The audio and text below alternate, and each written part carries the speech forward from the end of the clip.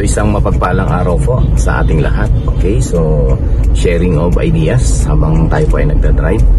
So ito po, isang napakagandang motivational story po na makakatouch at makakapagbigay po ng makakatulong basic idea, especially po sa mga katulad natin ng mga empleyado or mga father di familia na mga nagtatrabaho.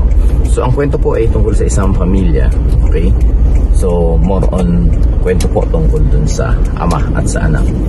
So merong isang typical na ama, okay, na masipag, matyaga, okay, ginawa yung kanyang the best sa kanyang career, at ito naman ay na-promote at nabigyan ng magandang posisyon sa kanilang opisina. So one time nung umuwi siya, medyo naalangan ng konti, okay, medyo ginabi ng konti yung ama kasi baka nag-overtime, no?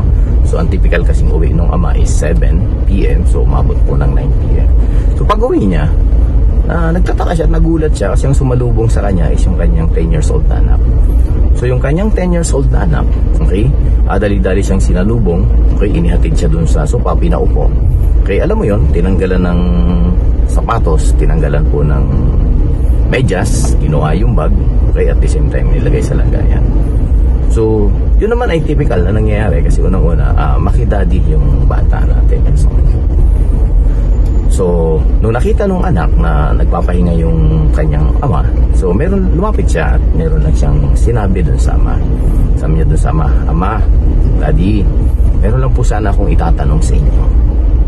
Okay, sabi ng ama, "O sige anak, habang nagpapahinga ang daddy, tanong mo na." So tinanong po ito po yung tanong ng bata, "Ama, okay lang po ba na malaman ko po kung magkano po ang ibinabayad sa iyo ng iyong kumpanya sa loob ng isang oras?" Medyo yung ama, dahil medyo parang na-stress, pagod, yung simpleng tanong ng bata, hindi niya nagustuhan. So alam niyo yon, yung expression na parang dahil pagod, napasigaw yung ama. Sabi nung ama, "Bakit mo tinatanong? Hindi nga alam ng mami mo kung magkano kinikita ko kada oras, tapos ikaw magtatanong." So nagulat yung bata kasi hindi naman niya ini-expect, okay, na ganun po yung isasagot nung kanyang ama. So dahil nagulat, tumakbo yung bata at umiiyak. Tumiretso sa kwarto at isinara po yung kanyang kwarto. Habang nag-iisa yung ama dun sa sala, naisip niya parang may mali sa ginawa ko. Wala namang masama na marahil sa tanong ng anak ko. So nakonsensya siya bilang ama, sinundan niya yung anak niya sa kanyang kwarto at sabi niya, Anak, buksan mo yung pinto, mag-usap tayo." Hindi binubuksan ng bata yung pinto. So sabi ng ama, Anak, buksan mo ang pinto at sasagutin na ni Daddy yung tanong mo." Nung narinig ng bata yun, dali-daling tumakbo yung bata sa pinto at ibinuksan at tuwan-tuwa. Sabi doon ng bata, Ama, totoo po, malalaman ko na kung magkano po ang kinikita mo sa loob ng isang oras." "Oo anak, sasabihin ko na. Huwag mo lang sabihin sa mami mo." "O sige ama, magkano po ba?" Sabi ng bata. Sabi ng ama, ang kinikita ko anak sa loob ng isang oras, okay, sa aking kumpanya ay 500 pesos. Medyo malaki yan anak, kaya alam mo naman ang daddy mo, kaya panay overtime. At the same time, tingnan mo, kahit linggo, nagtatrabaho si daddy kasi unang-una, malaki ang kinikita ni daddy. "Ganun ba daddy? Daddy, okay lang po ba na makahingi ako sa'yo? Makahingi po ako sa'yo ng 250 pesos. Okay?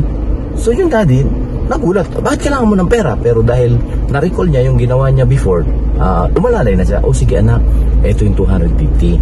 Basta't gamitin mo lang sa maayos ha. Kung may bibilhin ka, dapat yung ating needs at hindi wants." Sabi nila, Opo ama. Nung makuha ng bata, mahawakan ng bata yung 250, nagulat po yung ama. Kasi ang ginawa po ng bata, tumakbo po siya sa kama. At alam mo yung kutsyon, yung kutsyon na nakapatong sa kama, inangat niya po yung kutsyon lang.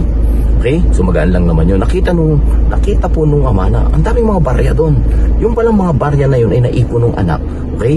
Galing sa kanyang baon. Tinitipid niya yung baon niya para makaipon. Pinagsama-sama niya yung mga barya, tig piso. At nung binilang niya, eksakto, 250 pesos. Hawak niya ngayon yung 250 pesos na barya. Okay? At the same time, yung 250, okay? Nagaling doon sa kanyang ama. At nung pinagsama niya, lumapit siya sa ama, tuwan-tuwa, Ama, meron po akong 500 pesos dito sa aking kamay. Okay lang ba, Ama, mabili ko naman yung isang oras mo, maglaro naman tayo. Grabe po, no? Nakuha niyo po ang point ko. Pwedeng successful ka doon sa karir mo bilang empleyado. Pero ang tanong, meron ka bang time para sa anak mo at para sa pamilya mo? Baka po, yun ang nawawala. Isang napaka-importanting yaman na meron sana tayo, yung time para sa pamilya. Mga kapatid, God bless you po. Ang negosyong to, isa sa mga naging susi para mabigyan ko po ng oras, time, ang aking pamilya. Thank you so much. God bless po.